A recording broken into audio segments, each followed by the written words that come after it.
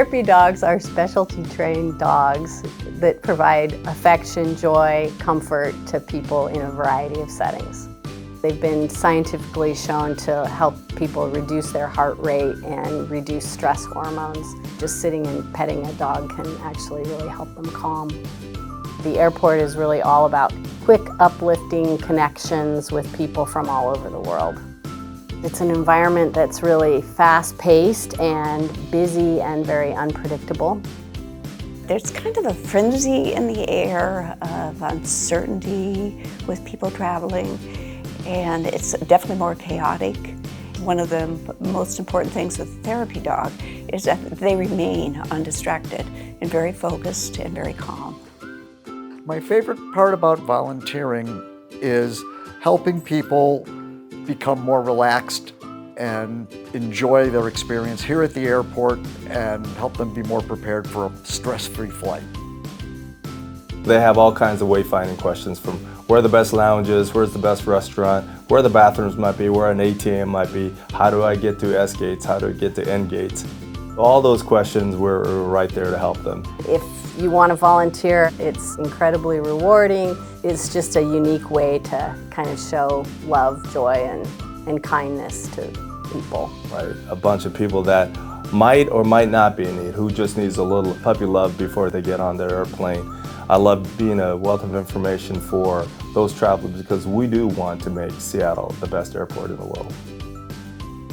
We create an elevated experience by bringing some warmth to the traveler's experience here at SEA. By bringing smiles to customers' faces. By their positive engagement with people. Offering stress relief and a moment of joy in the middle of a busy journey.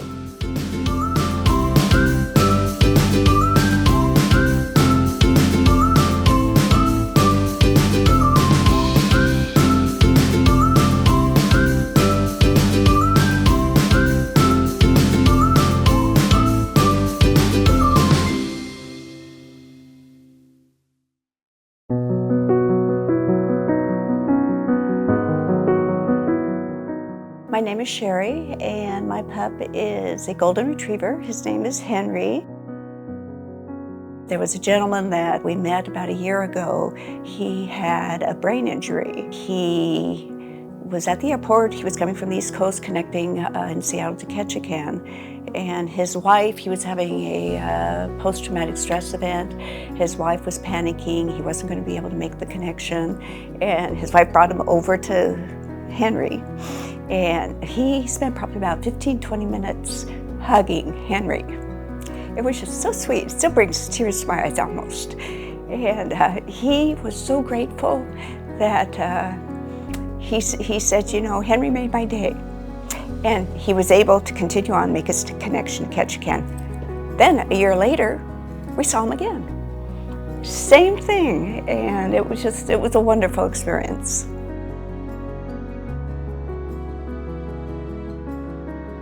My name is James Thompson, and this is Senshi.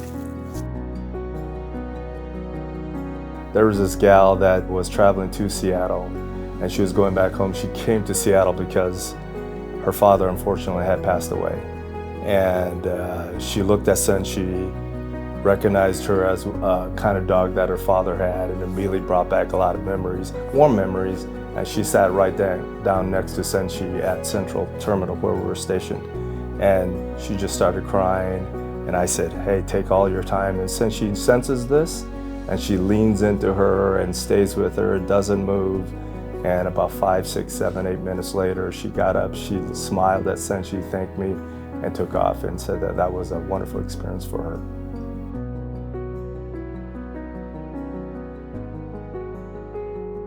My name is Bob, and my dog's name is Cody.